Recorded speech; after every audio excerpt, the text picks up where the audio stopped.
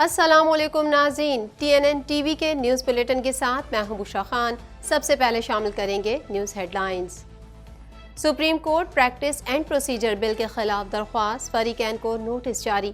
Chief justice کا کہنا تھا کہ سپریم کورٹ اختیارات بل کا جائزہ لینا ہے، آئینی خلاف ورزی تو نہیں ہوئی۔ سماعت کے موقع پر سپریم کورٹ کی سیکیورٹی کے سخت اقدامات کیے گئے۔ کراچی میں آتش زدگی کا شکار ہونے والی 2 فیکٹریوں کی عمارتیں زمین بوس، ملبے تلے دب کر 4 فائر فائٹرز جاں بحق اور 13 زخمی۔ گورنر سندھ کا کہنا تھا کہ شہید فائر فائٹرز کے اہل خانہ کا خیال رکھنا ہماری اولین ذمہ داری ہے۔ حکومتی اتحاد نے سپریم کورٹ پروسیجر بل پر لارجر بینچ کا قیام مسترد کر دیا۔ وزیر قانون نے لارجر بینچ کو سلیکٹو بینچ قرار دے دیا۔ وزیر قانون کا کہنا تھا کہ کسی کو اختیار نہیں دیا جا سکتا کہ پارلیمان کو قانون سازی سے روکا جائے۔ پاکستان میں سیاسی جماعتیں سیاست کا کوئی موقع ہاتھ سے نہیں جانے دیتی۔ MQM رہنما مصطفیٰ کمال کا کہنا تھا کہ ہم کوشش کر رہے تھے کہ مردم شماری پر سیاست نہ ہو، مردم شماری پر کسی کو سیاست نہیں کرنے دیں گے۔ عید سے قبل ملک کے بیشتر علاقوں میں بارش کی پیش گوئی، مغربی ہوائیں 15 اپریل کو ملک کے بالائی اور وسطی علاقوں میں داخل ہوں گی۔ محکمہ موسمیات نے تمام اداروں کو الرٹ جاری کر دیا ہے۔ PSL 8 جوا کمپنیوں کے خلاف درخواست پر فریقین کو نوٹس جاری۔ کرکٹ اسپانسرشپ کا معاملہ حکومتی ایوانوں میں پہنچ گیا۔ فرنچائز پر کمپنیوں کے اسپانسر پر پابندی عائد کی جائے۔ کینیڈین وزرائے اعلیٰ وزیر انصاف کے بیان کی غلط تشریح کر رہے ہیں۔ کینیڈین وزیر اعظم کا کہنا تھا کہ ڈیوڈ لیمیٹی کے وزیر انصاف کا بیان اقوام متحدہ کے اعلامیے سے متعلق تھا۔ وزرائے اعلیٰ نے وفاقی وزیر کے بیان کو خطرناک اور تفرقہ انگیز قرار دیا تھا۔ بینک آف کینیڈا کا شرح سود کو 4.5% پر مستحکم رکھنے کا فیصلہ۔ Deputy governor bank of Canada کا کہنا تھا کہ معیشت میں طلب کو کم کرنا اور توازن کو بحال کرنا چاہتے ہیں، ہمیں افراط زر کو ہدف پر واپس لانے کی ضرورت ہے۔ افغانستان سے مزید 300 افراد کینیڈا پہنچ گئے۔ کینیڈا میں آباد ہونے والے افغان باشندوں کی کل تعداد 30,000 سے زائد ہو گئی۔ پناہ گزینوں کے وکلاء کا مزید افغانیوں کو کینیڈا میں آباد کرنے کا مطالبہ۔ ڈونلڈ ٹرمپ نے اپنے سابق وکیل پر $500 ملین کا دعویٰ دائر کر دیا۔ ڈونلڈ ٹرمپ کا کہنا ہے کہ میں بے قصور ہوں اور میرے خلاف کوئی مقدمہ نہیں بنتا، میری گرفتاری پر عدالتی عملہ عابدیدہ ہو گیا تھا۔ 2011 سے منقطع سعودی عرب اور شام کے تعلقات پھر سے بحال ہونا شروع ہو گئے۔ سعودی عرب کے ساتھ کامیاب مذاکرات، شام کے عرب لیگ میں واپسی کے امکانات روشن۔ سفارتی بحالی کا مشن، سعودی عرب میں ایرانی سفارت خانہ 7 سال بعد دوبارہ کھل گیا۔ ہیڈ لائنز آپ نے جانی اور اب خبریں تفصیل کے ساتھ۔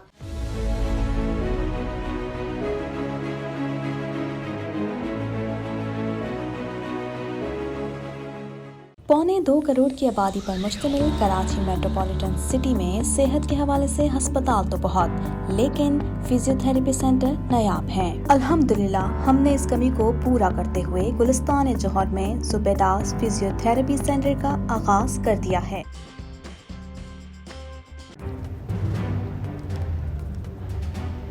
Islamic Finance TV, the only TV channel of the fastest growing Islamic economy in the world and the prime mover of Islamic finance news. Follow us on our social media handles and watch our reports and educational program at www.islamicfinancetv.com. For advertisement, please contact us at islamicfinancetv@gmail.com.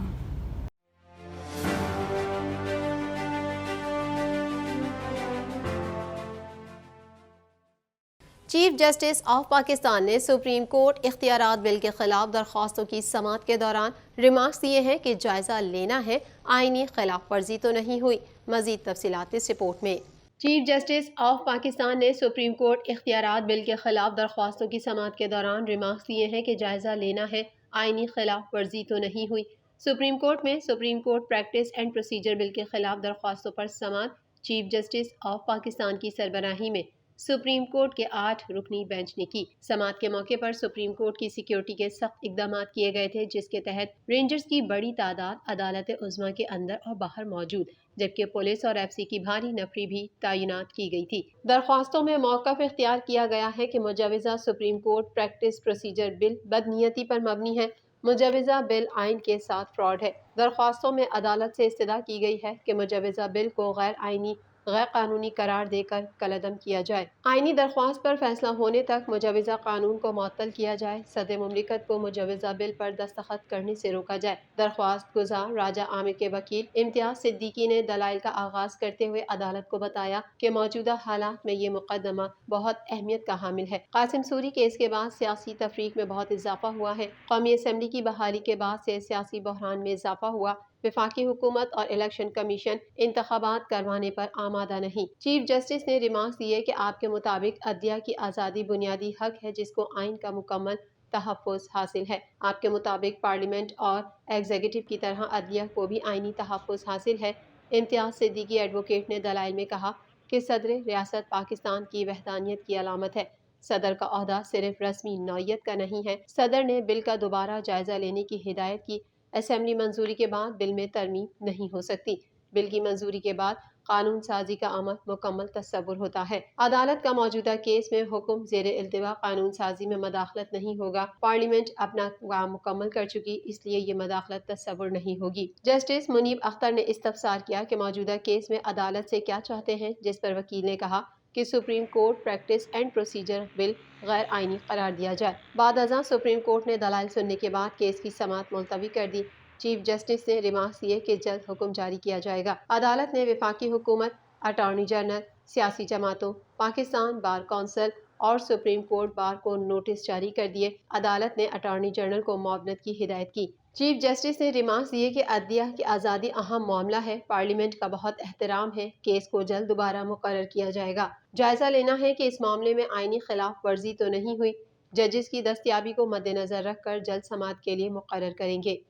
Karachi میں آتش زدگی کا شکار ہونے والی 2 فیکٹریوں کی عمارتیں زمین بوس ہو گئیں، جس کے ملبے تلے دب کر 4 فائر فائٹرز جاں بحق اور 13 زخمی ہو گئے۔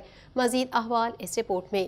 آتش زدگی کا شکار ہونے والی 2 فیکٹریوں کی عمارتیں زمین بوس ہو گئیں، جس کے ملبے تلے دب کر 4 فائر فائٹرز جاں بحق اور 13 زخمی ہو گئے۔ تفصیلات کے مطابق کراچی کے علاقے نیو کراچی صنعتی ایریا میں آتش زدگی کا شکار ہونے والی 2 فیکٹریاں گر گئیں، جس کے نتیجے میں آگ بجھانے کے عمل میں مصروف 4 فائر فائٹرز ملبے تلے دب کر موقع پر ہی جاں بحق ہو گئے، جبکہ فائر فائٹر سمیت 13 افراد زخمی ہوئے۔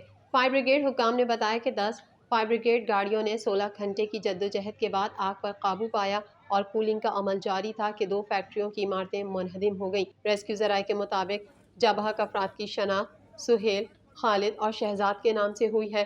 جاں بحق چاروں فائر فائٹرز ہیں جو عمارت کے ملبے تلے دب گئے تھے۔ عمارت کے ملبے کی زد میں آ کر زخمی ہونے والوں میں بیشتر فائر فائٹرز ہیں۔ زخمیوں کو فوری طبی امداد کے لیے عباسی اور جناح اسپتال منتقل کیا گیا، جہاں انہیں طبی امداد فراہم کی جا رہی ہے۔ اس موقع پر رات گئے سحری کے بعد گورنر سندھ کامران ٹیسوری بھی جائے وقوع پر پہنچے۔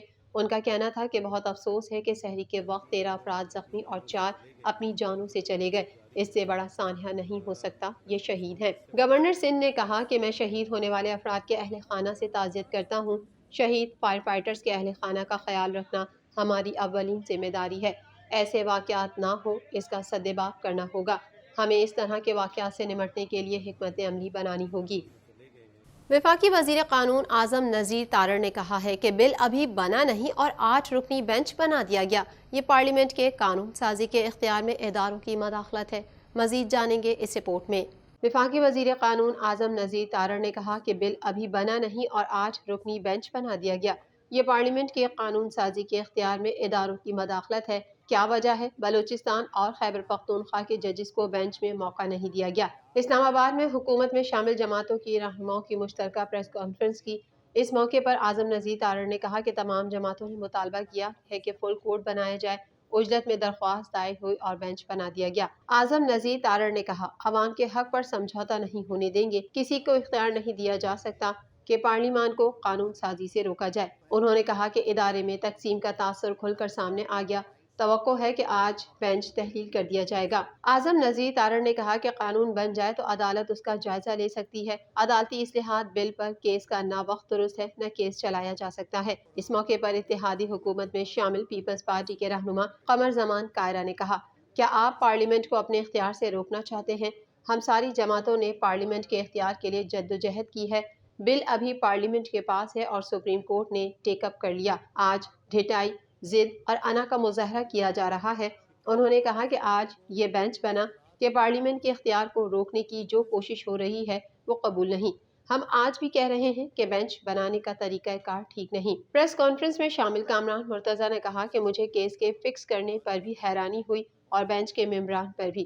جو کیسز ہم نے جنوری میں فائل کیے تھے ان پر ابھی تک نمبر بھی نہیں لگے۔ کامران مرتضیٰ نے کہا کہ دوسری جانب ابھی قانون بنا بھی نہیں اور کیس فکس ہو گیا۔ متحدہ قومی موومنٹ پاکستان کے رہنما مصطفیٰ کمال کا کہنا ہے کہ کراچی کی آبادی 1,43,00,000 سے زائد دکھا رہے ہیں۔